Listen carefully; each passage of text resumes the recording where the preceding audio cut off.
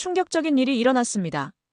LA에서 일어나는 한국 아파트 붐에 대한 방송을 본 많은 미국인들이 너도 나도 한국 아파트를 구경하겠다며 줄을 선 것인데요. 특히나 많은 미국인들은 맨 바닥에 누워있는 한국인의 모습을 보고 충격을 받았습니다. 집 안에서도 신발을 신고 다니는 게 자연스러운 미국인들 입장에선 충격이었죠. 미국 내에 지어진 한국 아파트, 그 내용을 취재한 오늘의 사연 신청자가 이야기를 전달합니다. 이야기 시작 전 구독과 좋아요 눌러주시고 여러분들의 생각과 경험을 댓글로 남겨주세요. 바로 이야기 시작하겠습니다. 안녕하세요.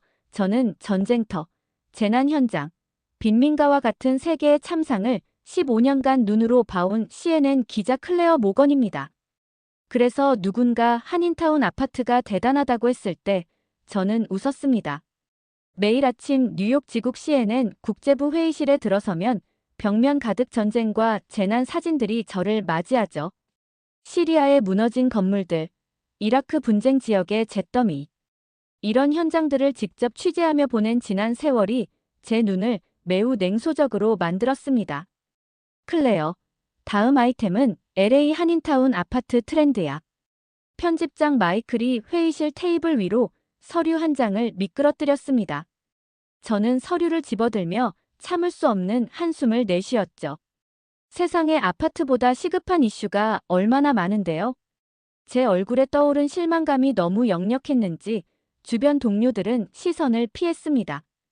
베테랑 국제부 기자가 연예부 기사 같은 가벼운 아이템을 맡게 되었다는 건 일종의 좌천처럼 느껴졌어요. 저는 서류를 구겨 쓰레기통에 던졌습니다. 마이클, 농담이죠? 저는 지난주에 빈민가를 취재하고 왔고 그 전에는 시리아 난민 캠프에서 한 달을 보냈어요. 그런데 이제 와서 LA 한인타운 아파트라고요? 마이클은 안경을 벗으며 지친 표정으로 저를 바라봤습니다. 클레어, 이건 본사의 결정이야. 시청자들은 이제 전쟁 뉴스에 피로감을 느끼고 있어. 우리는 새로운 각도가 필요해. 저는 한국에 대해 그저 피상적인 이미지만 갖고 있었습니다. K-팝, 물론 알죠. 제 조카들이 방 벽면에 BTS 포스터를 붙여놓고 있으니까요. 하지만 그저 일시적인 유행이라 생각했어요. 한국 아파트, 좁은 공간을 잘 활용한 빽빽한 박스형 건물 정도로만 생각했습니다. 저는 내심 비웃었어요. 베벌리 힐스를 떠나 한인타운으로. 농담하지 마세요. 회의실을 나오는 저에게 동료 앤드류가 위로를 건넸습니다. 클레어, 그냥 빨리 끝내고 와. 어차피 이틀 취재면 충분할 거야. 무슨 대단한 이야기가 있겠어? 저는 쓴웃음을 지었어요. 이것이 15년 경력 국제부 기자의 현실이었습니다. 그날 저녁, 저는 집에 돌아와 소파에 몸을 던졌습니다. 맨해튼 37층 아파트의 창밖으로 뉴욕의 야경이 펼쳐져 있었죠. 퓰리처상을 수상한 저의 사진들이 벽면을 장식하고 있었어요. 이라크 분쟁 지역에서 찍은 울고 있는 아이의 사진, 시리아 난민 캠프의 절망적인 풍경. 와인 한 잔을 따르며 제 실적 파일을 열었습니다. 전쟁 현장에서 찍은 총상을 입은 민간인 사진으로 퓰리처상을 받았던 순간이 떠올랐어요. 전 세계 40개국에서의 취재 경험. 3번의 퓰리처상 후보 지명과 1번의 수상. CNN 최연소 국제부 에디터 역임. 그리고 이제 LA 한인타운 아파트 취재라니. 노트북을 열어 LA 한인타운에 대해 검색했습니다. 한식당, 카페, 그리고 새로 지어지는 아파트 단지들. 제 눈에는 그저 평범한 도시 풍경이었습니다. 제가 본 세상의 중대한 문제들에 비하면 너무나 사소해 보였죠. 하지만 다음 날 아침, 기획팀의 제시카가 저에게 다가왔습니다. 클레어, 이거 알아? 그녀의 눈은 호기심으로 빛나고 있었어요. 실리콘밸리 CTO들이 자발적으로 한인타운 아파트로 이사하고 있대. 그것도 베벌리 힐스의 맨션을 팔고. 저는 믿기지 않는다는 표정으로 되물었습니다. 그게 무슨 소리야? 우스갯소리로 들리는데. 제시카는 태블릿을 건네며 말했어요. 진짜야. 실리콘밸리 거물들이 한국식 아파트에 완전히 빠져 있어. 단순한 유행 같아 보여. 화면을 내려다보니 구글, 메타, 애플의 고위 임원들이 LA 한인타운의 새 아파트 단지에 대해 열광하는 인터뷰 내용이 보였습니다. 그중 한 명은 한국식 아파트는 미래 주거의 표준이라고 단언하고 있었죠. 이런 말을 하는 사람이 실리콘밸리의 슈퍼스타라니 제 관심이 조금씩 커졌습니다. 제 안에서 기자 본능이 깨어났습니다. 15년간 전쟁터와 재난 현장을 누비며 단련된 직감이었죠. 여기에 뭔가 있다. 이건 단순한 부동산 트렌드 이상의 무언가였습니다. 편집장님, LA 출장 일정 잡아주세요. 저는 결심했습니다. 전쟁터를 누비던 제가 한인타운 아파트에서 무슨 이야기를 찾아낼 수 있을까요? 냉소적인 저의 예상은 완전히 빗나가게 될 줄은 그때는 전혀 몰랐습니다. 한인타운이라서 낡은 건물과 삼겹살 냄새가 가득할 줄 알았어요.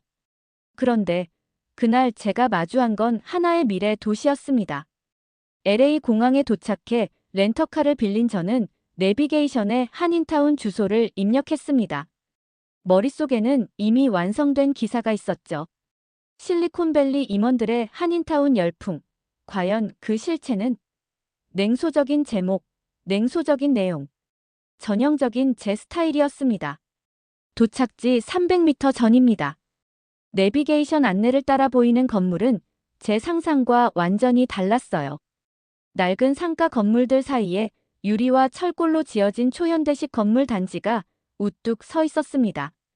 마치 SF 영화에서 튀어나온 듯한 모습이었죠. 여기가 맞나? 저는 의아함을 감추지 못했어요. 이정표를 다시 확인했습니다. 맞았어요. LA 한인타운. 그것도 한국식 아파트 단지였습니다. 주차장에 들어서자 카메라가 제 차량 번호판을 자동으로 인식했어요. 환영합니다, 방문객님. 디지털 안내판이 빛났습니다. 주차 공간을 찾아 헤매지 않아도 됐어요. 빈자리로 바로 안내해주는 표시등이 켜져 있었거든요. 뉴욕에서는 상상도 할 수 없는 편리함이었습니다. 로비에 들어서자 마치 5성급 호텔에 온 듯한 느낌이 들었어요. 대리석 바닥, 높은 천장, 모던한 디자인의 가구들. 리셉션 데스크는 있었지만 직원 대신 터치스크린 키오스크가 방문객을 맞이했습니다. 화면을 터치하니 방문 목적을 선택해주세요라는 메시지가 나타났죠. 취재 방문입니다. CNN의 클레어 모건이에요. 제가 말했지만 키오스크는 당연히 음성 인식을 하지 못했습니다. 살짝 당황한 저를 구해준 건 로비를 지나가던 한국인 매니저였어요.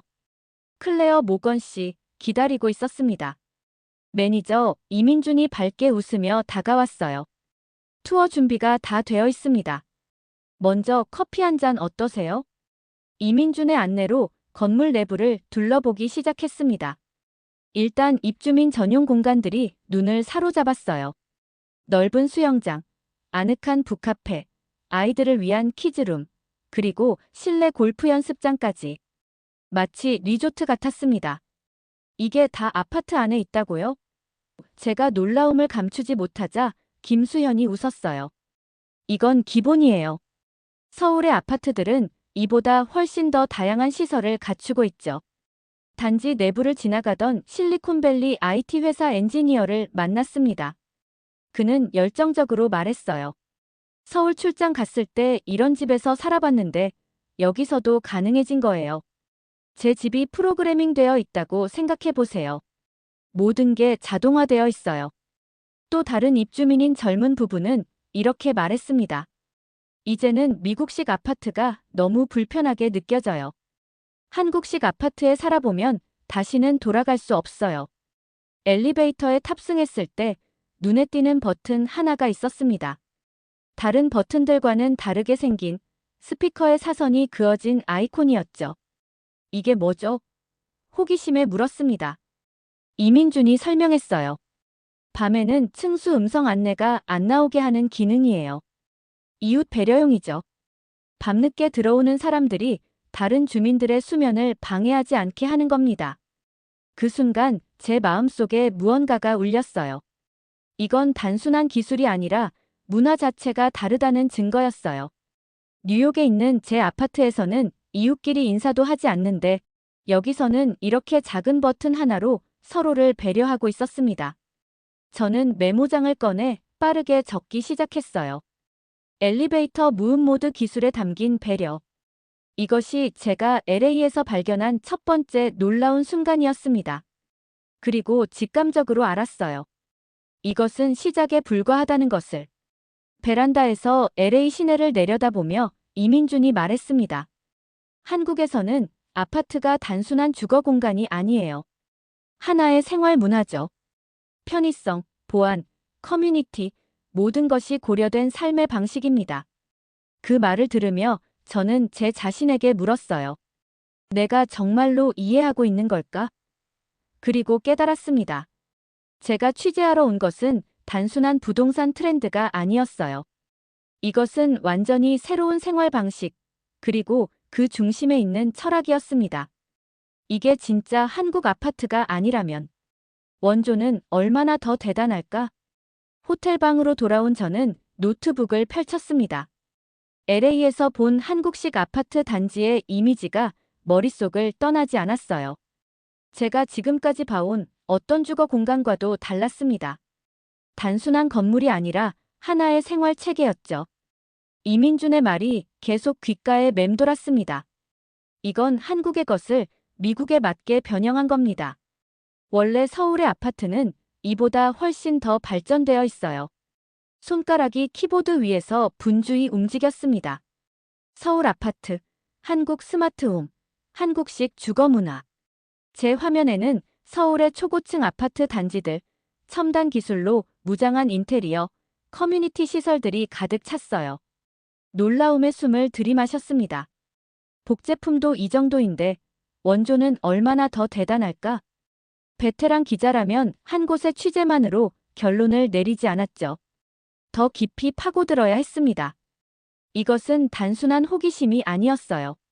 제 직업적 양심이 말하고 있었죠. 더 알아내야 해. 다음 날 아침 CNN LA 지국으로 향했습니다. 라이언 부국장을 만나 초안 기사를 보여줬어요. 라이언, 이건 우리가 생각했던 것보다 훨씬 큰 이야기예요. 한인타운의 새 아파트는 단순한 유행이 아니라 주거 혁명이에요. 라이언은 제 기사를 훑어보더니 눈썹을 치켜 올렸습니다. 클레어, 전에 내가 이렇게 열정적인 적이 있었나? 마이클에게 전화해볼게. 영상통화로 뉴욕 본사의 마이클 편집장과 연결됐습니다. 마이클, 제게 서울 출장이 필요해요. 화면 속 마이클은 의아한 표정이었습니다. 서울. 한인타운 취재는 끝났잖아. 다음 아이템으로 넘어가야지.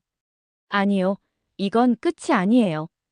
제 목소리에 평소에 없던 열정이 묻어났습니다. 우리가 LA에서 본 건 복제품이에요. 원조를 직접 볼 필요가 있어요. 이건 단순한 트렌드 기사가 아니라 미래 주거에 관한 심층 다큐멘터리가 될 수 있어요. 마이클이 한참 저를 바라봤습니다.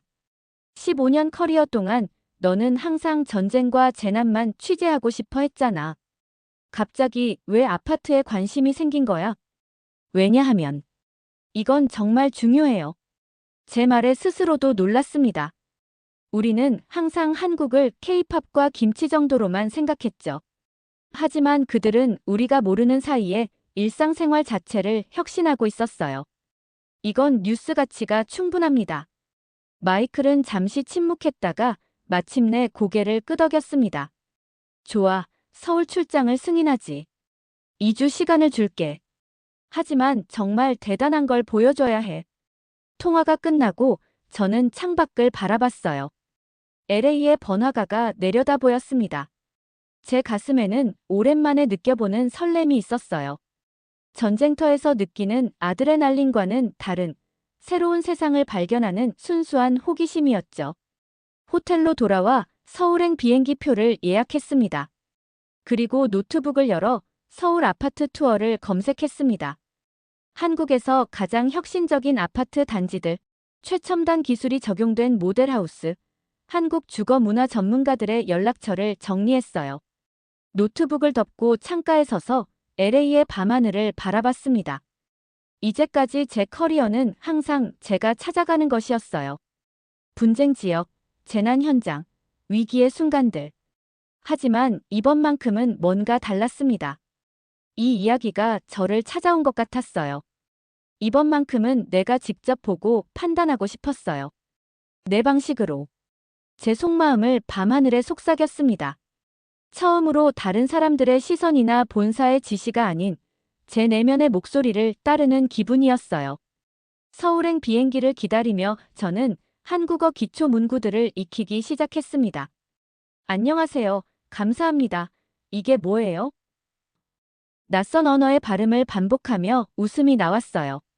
15년차 베테랑 CNN 기자가 외국어를 더듬더듬 배우는 모습이라니. LA에서의 마지막 밤, 짐을 싸면서 저는 문득 깨달았습니다. 이번 취재는 단순한 아파트 이야기가 아니었어요. 이것은 제가 그동안 보지 못했던 세상의 다른 모습을 발견하는 여정이었습니다. 냉소주의로 단단히 무장했던 저의 껍질에 작은 균열이 생긴 순간이었죠. 캐리어를 닫으며 저는 다짐했습니다. 클레어 모건, 이번엔 모든 선입견을 내려놓고 진짜를 볼 시간이야. 서울행 티켓을 손에 쥐고 저는 처음으로 진심으로 설레는 마음으로 새로운 취재를 기다렸습니다. 서울은 그냥 도시가 아니었습니다. 고도로 디자인된 시스템이었어요. 14시간의 비행 끝에 인천국제공항에 도착했습니다. 피로감에 눈이 감기려는 순간 제 앞에 펼쳐진 공항 풍경에 온전히 깨어났어요. 마치 미래에서 시간여행을 온 듯한 기분이었습니다. 여권을 스캔해주세요. 자동 입국 심사대 앞에 섰습니다. LA에도 자동 입국 심사대가 있지만 여기 서울은 달랐어요. 생체 인식과 함께 30초 만에 모든 절차가 끝났습니다. 직원의 도움이나 질문도 필요 없었죠. 이렇게 빠를 수가. 제 감탄은 곧 다음 놀라움으로 이어졌습니다. 공항에서 나오자마자 곧바로 고속철도 플랫폼으로 연결되는 구조였어요. 공항철도 서울역행. 5분 후 출발합니다. 제 시계를 확인했습니다. 정확히 5분 후 열차는 1분의 오차도 없이 플랫폼에 도착했습니다. 미국에서는 상상도 할 수 없는 정확성이었죠. 창밖으로 서울의 스카이라인이 스쳐 지나갔습니다. 빼곡히 들어선 아파트 단지들, 그 사이로 흐르는 한강. 저는 속으로 중얼거렸어요. 이게 내가 취재할 곳이구나. 호텔이 아닌 실제 한국식 아파트에서 머물며 취재하기로 결정했습니다. 한국 취재팀의 도움으로 단기 임대가 가능한 서울 강남의 최신 아파트를 구했죠. 택시에서 내려 아파트 단지 입구에 들어서는 순간 저는 숨을 들이켰습니다. 이건 주거단지가 아니라 리조트야. 탁 트인 광장, 계절꽃으로 장식된 현대식 조경, 분수대까지. 단지 입구에서 각동으로 이어지는 길은 마치 공원 산책로 같았습니다. LA에서 본 것과는 비교도 안 될 정도였어요. 모건 씨, 안녕하세요. 한국 취재팀의 통역사 이지현이 저를 맞이했습니다.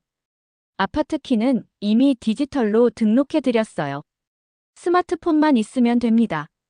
이지현의 안내로 로비에 들어섰습니다. 각 동마다 컨시어지 데스크가 있었고 24시간 상주 직원이 모든 편의를 제공했죠. 이건 마치 호텔 수준이네요. 제가 말했습니다. 윤서진이 웃으며 대답했어요. 한국에서는 기본입니다. 이 단지는 중급 수준이에요. 엘리베이터를 타고 17층으로 올라갔습니다. 문을 열자 60평 남짓한 아파트가 우리를 맞이했어요. 전면 유리창으로 서울의 파노라마 전경이 펼쳐졌습니다. 집안의 모든 것은 스마트폰 하나로 제어할 수 있었어요. 조명, 온도, 커튼, 보안 시스템까지. 이게 모두 앱 하나로 가능하다고요? 제가 놀라움을 감추지 못하자 이지현이 고개를 끄덕였습니다. 잠시 후 초인종이 울렸습니다. 택배입니다. 이지현이 현관문으로 향했어요. 그런데 현관에는 아무도 없었고 문 앞에 쪽지 하나가 놓여 있었습니다. 오늘은 택배 늦게 도착해 죄송합니다. 내일도 힘내세요. 기사 올림. 그리고 그 아래에는 예전 입주민의 것으로 보이는 손글씨가 있었어요. 늘 감사해요. 따뜻하게 입고 다니세요. 저는 그 쪽지를 보며 문득 서 있었습니다. 이건 뭔가요? 제가 물었어요. 이지현이 설명해 주었습니다. 택배기사와 주민 사이의 소통이에요. 한국에서는 흔한 일이죠. 택배함은 1층 무인 시스템으로 되어 있지만 이렇게 서로 안부를 전하는 문화가 있어요.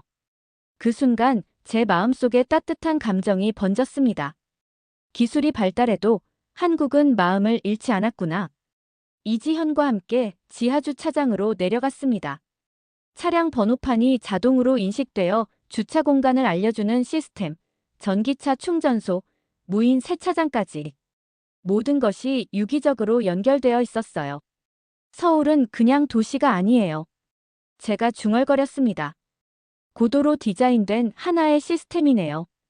그날 저녁, 저는 아파트 발코니에 앉아 서울의 야경을 바라봤습니다. 수많은 아파트 불빛이 별처럼 반짝이는 모습이 신비로웠어요. 노트북을 열어 그날의 기록을 시작했습니다. 난 지금까지 집을 그저 몸을 누울 곳, 짐을 풀 곳으로만 생각했다. 하지만 서울에서 본 아파트는 삶 자체다. 여기서는 집이 당신을 위해 일하고, 당신을 편안하게 하고, 당신의 시간을 아껴준다. 그리고 놀랍게도 그 모든 첨단 기술 사이로 사람의 마음이 흐르고 있다. 창밖으로 서울의 밤을 바라보며 저는 처음으로 기자로서가 아닌 한 사람으로서 깊은 호기심을 느꼈습니다. 이것은 단순한 취재가 아니었어요. 새로운 세계에 대한 발견의 여정이었습니다. 내가 바닥에 앉자마자 몸이 먼저 울었다. 서울의 두 번째 밤이었습니다. 취재로 온종일 발로 뛰어다닌 후 아파트로 돌아왔을 때 저는 완전히 지쳐 있었어요.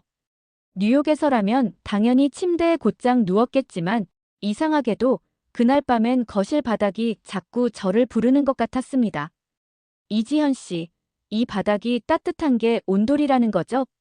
저는 호기심에 바닥에 손을 대보았습니다. 이지현이 미소를 지으며 대답했어요. 네, 이게 한국의 전통 난방 시스템이에요. 수천 년 전부터 내려온 기술이죠. 옛날에는 불을 피워 온기를 바닥으로 보냈지만 지금은 현대화되어 보일러를 통해 온수가 바닥 전체를 데우는 방식이에요. 저는 신발을 벗고 맨발로 바닥을 느껴보았습니다. 그 순간 발바닥을 통해 전해지는 온기가 전신으로 퍼졌어요. 마치 누군가 제 몸을 부드럽게 감싸 안아주는 것 같았습니다. 이건 놀랍네요. 저도 모르게 바닥에 무릎을 꿇고 앉았습니다. 온기가 관절 깊숙이 스며드는 느낌이었어요. 서울의 겨울 날씨는 차가웠지만 실내는 완벽하게 따뜻했습니다. 이지현은 제게 이불과 작은 베개를 건넸어요. 한국에서는 침대 없이 이렇게 바닥에서 자는 경우도 많아요. 한번 경험해보세요. 그녀가 퇴근한 후 저는 욕실에서 샤워를 마치고 나왔습니다. 습관적으로 침실로 향하던 발걸음이 거실 바닥으로 향했어요. 이불을 깔고 누워보니 신기하게도 불편함이 전혀 없었습니다. 오히려 제 등과 허리가 바닥에 완벽하게 지지되는 느낌이었어요. 이상하다. 중얼거렸습니다. 왜 바닥인데 이렇게 편안하지? 온돌 바닥에서 제 몸의 열이 바닥으로 빠져나가는 대신 바닥의 온기가 제 체온에 맞춰 조화롭게 올라오는 것 같았어요. 뉴욕의 차갑고 딱딱한 우드 플로어와는 완전히 달랐습니다. 마치 제 몸을 이해하고 반응하는 살아있는 표면 같았죠.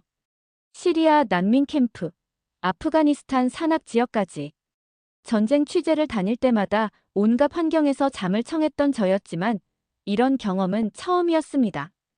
호텔 스위트룸의 킹사이즈 침대보다 이 바닥이 더 편안하게 느껴졌어요. 미친 소리처럼 들리겠지만 졸음이 몰려오며 중얼거렸습니다. 이 바닥이 나를 안아주는 것 같아. 그날 밤 저는 평소보다 깊은 잠에 빠져들었습니다. 취재 일정으로 지친 몸이 온돌의 열기에 완전히 녹아내렸어요.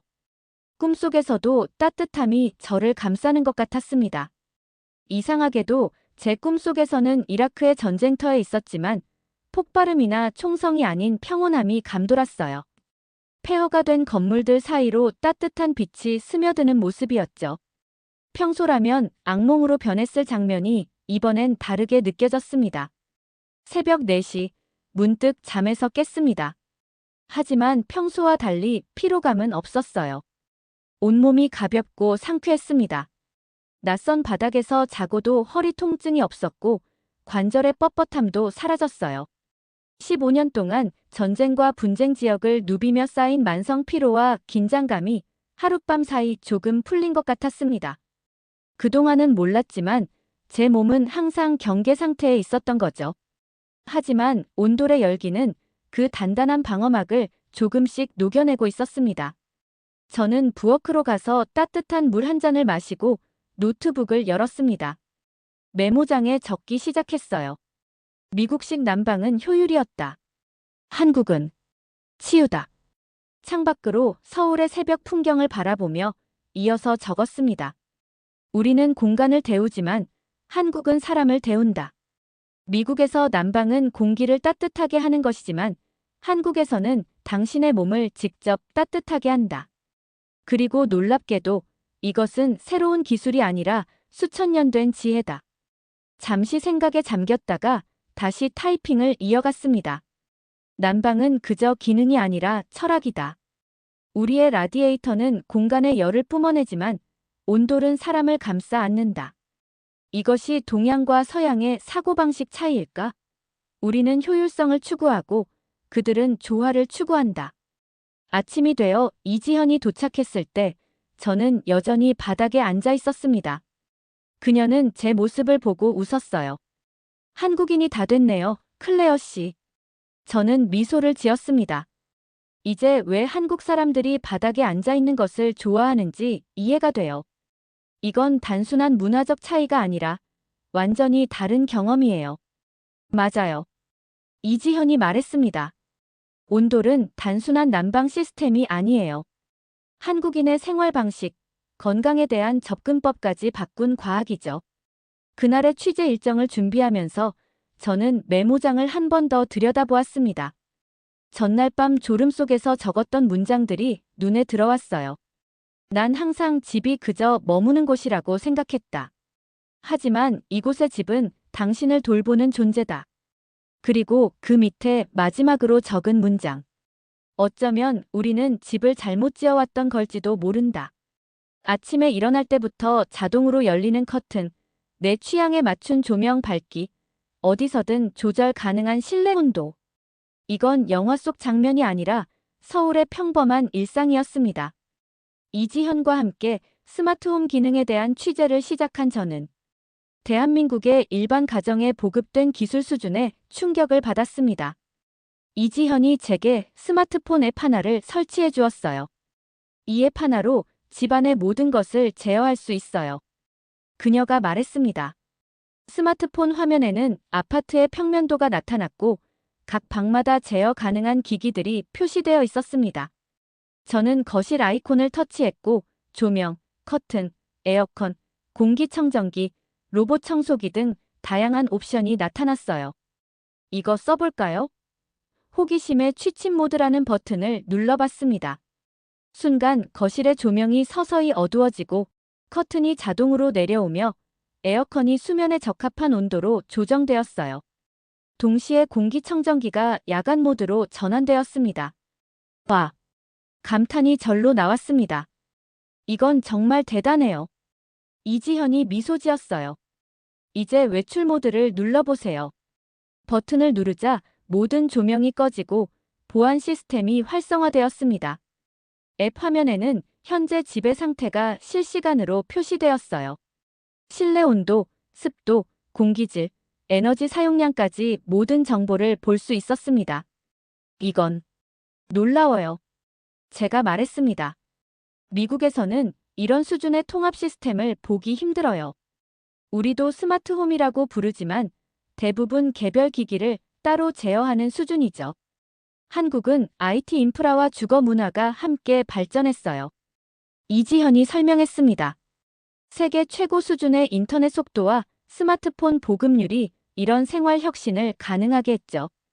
저는 로봇 청소기 버튼을 눌러봤습니다. 거실 구석에 대기하고 있던 로봇이 활기차게 움직이기 시작했어요. 가구를 피해가며 효율적으로 청소하는 모습이 놀라웠습니다. 이 로봇이 집 구조를 학습했나요? 제가 물었습니다.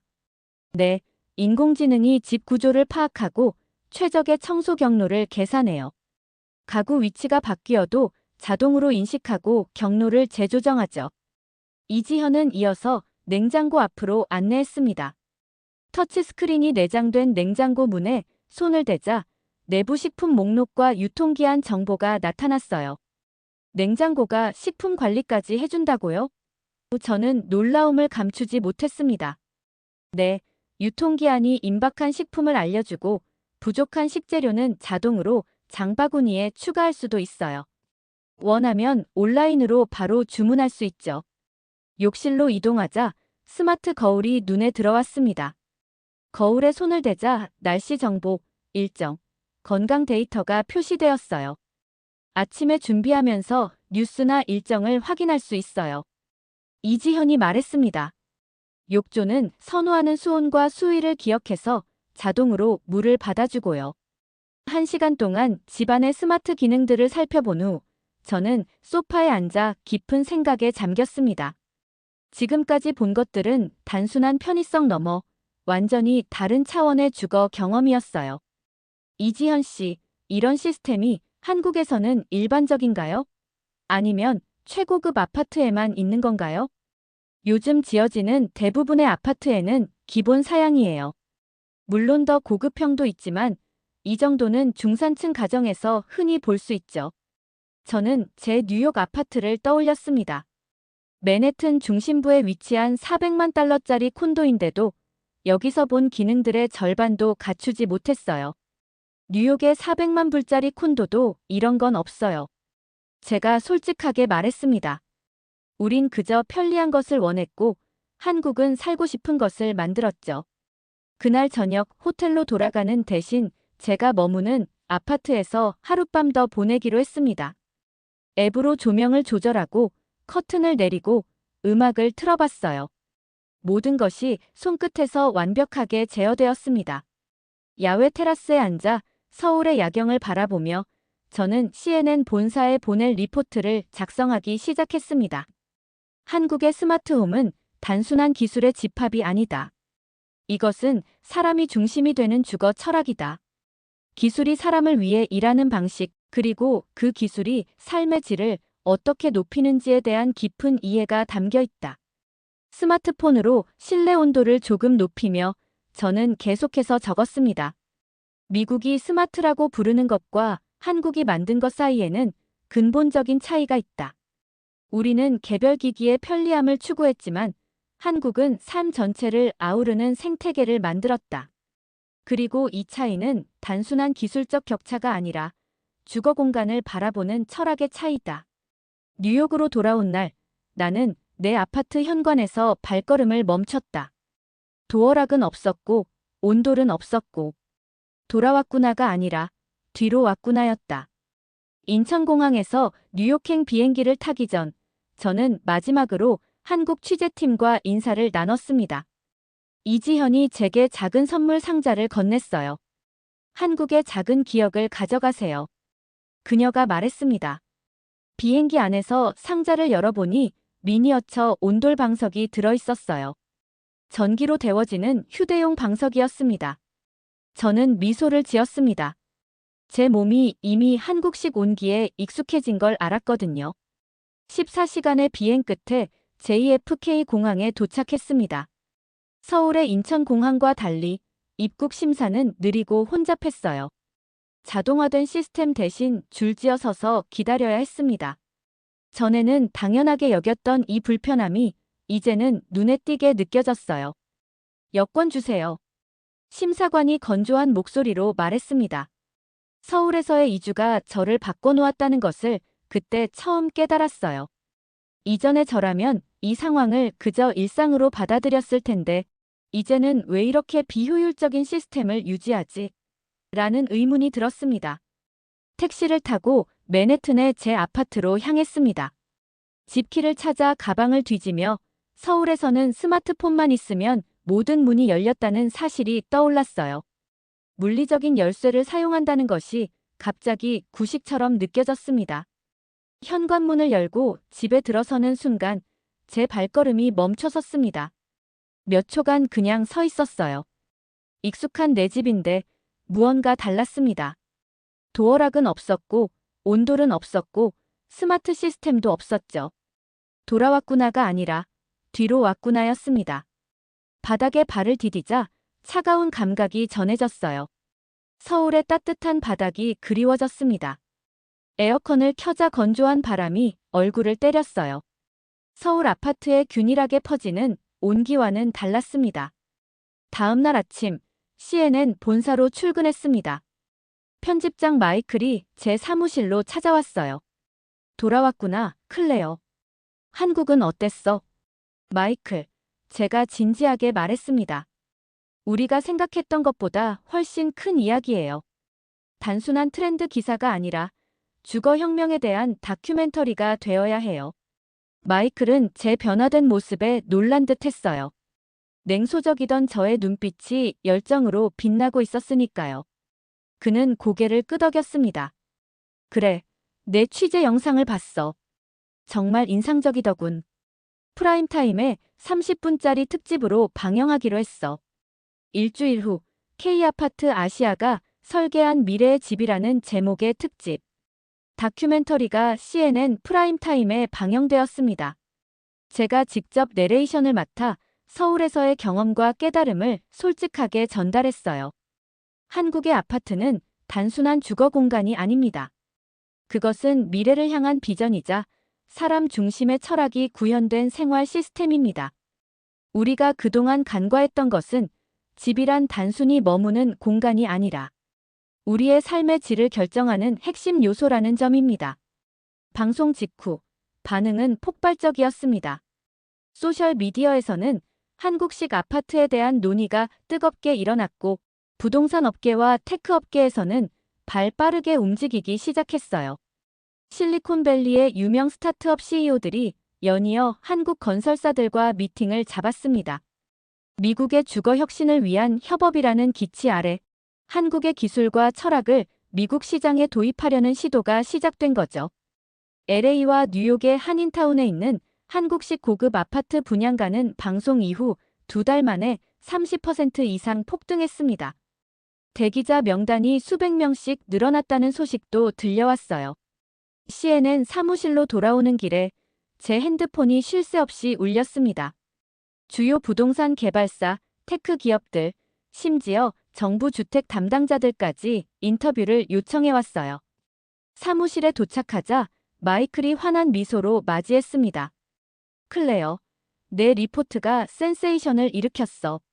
후속편을 기획하자. 이번엔 일본과 싱가포르의 주거 혁신을 다뤄볼까? 저는 고개를 저었습니다. 아직 한국 이야기가 끝나지 않았어요. 우리가 본 건 빙산의 일각이었어요. 이번엔 한국 농촌의 현대화된 한옥을 취재하고 싶습니다. 마이클의 눈이 커졌습니다. 한옥이 뭐지? 저는 미소를 지었습니다. 그게 바로 우리가 다음에 알아볼 이야기예요. 나는 전쟁터에서 생존을 배웠고 한국 아파트에서 삶을 배웠다. 특집 다큐멘터리가 방영된 지 한 달, 저는 잠시 휴가를 냈습니다. 15년 동안 쉬지 않고 달려온 저에게는 생각할 시간이 필요했어요. 마이클은 놀랐지만 기꺼이 허락해 주었죠. 클레어, 내가 휴식을 원한다니 의외다. 항상 다음 전쟁터로 뛰어들기 바빴잖아. 저는 쓴웃음을 지었습니다. 그게 바로 내가 생각해봐야 할 문제예요. 뉴욕 맨해튼의 제 아파트. 넓은 창문으로 도시의 불빛이 쏟아져 들어왔습니다. 한국에서 돌아온 후 저는 제 집을 다른 눈으로 보기 시작했어요. 벽에 걸린 수많은 상과 취재 사진들. 그것들은 제 과거의 영광을 보여주고 있었지만 동시에 저의 삶이 얼마나 차가웠는지도 증명하고 있었죠. 커피를 마시며 노트북을 열었습니다. 한국 방문 중에 찍은 영상과 사진들을 다시 훑어보았어요. 서울의 화려한 스카이라인, 첨단 기술로 가득한 아파트들, 그리고 그 속에서 느껴진 따뜻함. 제가 찍은 다른 영상들과는 달랐습니다. 이라크의 폭격 현장, 시리아의 난민 캠프. 저는 항상 세상의 가장 어두운 곳에 카메라를 들이대왔죠. 그리고 그 과정에서 제 자신의 일부를 잃어버린 것 같았습니다. 난 항상 세상이 어떻게 무너지는지 보여주려 했어. 제 독백이 조용한 방 안에 울렸습니다. 하지만 어떻게 더 나은 세상을 만들 수 있는지는 보여주지 못했어. 결심이 섰습니다. 저는 옷장에서 한국에서 사온 이불을 꺼냈어요. 서울의 아파트에서 쓰던 것과 비슷한 얇은 요와 이불이었습니다. 거실 바닥에 조심스럽게 깔았어요. 물론 온돌은 아니었지만 제 안에 무언가가 변했다는 걸 느꼈습니다. 바닥에 누웠을 때 딱딱한 마루가 불편했지만 동시에 이상한 안정감을 주었어요. 마치 다시 한국으로 돌아간 것 같은 기분이었습니다. 창밖으로 뉴욕의 화려한 야경이 펼쳐져 있었습니다.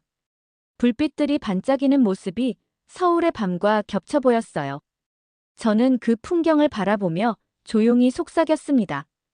이제 나도 집이란 게 뭔지 조금은 알 것 같아. 다음 날 아침, CNN 본사로 돌아왔습니다. 마이클이 제 사무실로 찾아왔어요. 다음 프로젝트를 결정했니? 그가 물었습니다.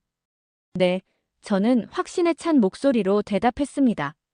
미래 주거에 대한 시리즈를 만들고 싶어요.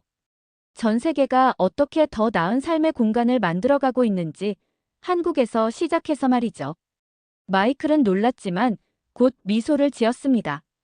클레어 모건이 전쟁 대신 아파트에 관심을 갖다니 한국이 널 많이 바꿔놓았구나. 그래요. 저는 진지하게 대답했습니다. 난 전쟁터에서 생존을 배웠어요. 하지만 한국 아파트에서 삶을 배웠죠. 그날 저녁, 저는 K아파트 미래를 향한 여정이라는 새 다큐멘터리 시리즈의 마지막 내레이션을 녹음했습니다. 제 목소리가 스튜디오에 울려 퍼졌어요. 이건 단순한 집이 아닙니다. 이건 사람을 위한 기술을 입은 따뜻함입니다. 그리고 그것은 한국에서 시작되었습니다. 녹음을 마치고 스튜디오를 나오는 길에 저는 제 핸드폰을 열어 서울 부동산 앱을 살펴보았습니다. 강남의 한 아파트가 제 눈에 들어왔어요. 그곳은 제가 취재 중에 머물렀던 곳과 비슷했습니다. 언젠가는 제 입에서 조용한 약속이 흘러나왔습니다. 이제 저는 전쟁과 분쟁만이 아닌 희망과 혁신의 이야기도 세상에 전할 준비가 되어 있었습니다. 한국에서 시작된 변화가 제 삶을 바꿨듯이 이 이야기가 다른 이들의 삶도 변화시킬 수 있기를 바랐습니다. 이 이야기가 마음에 드셨다면 구독과 좋아요 부탁드립니다. 여러분의 응원이 더 많은 이야기를 만드는 원동력이 됩니다. 지금까지 CNN 클레어 모건이었습니다. 감사합니다.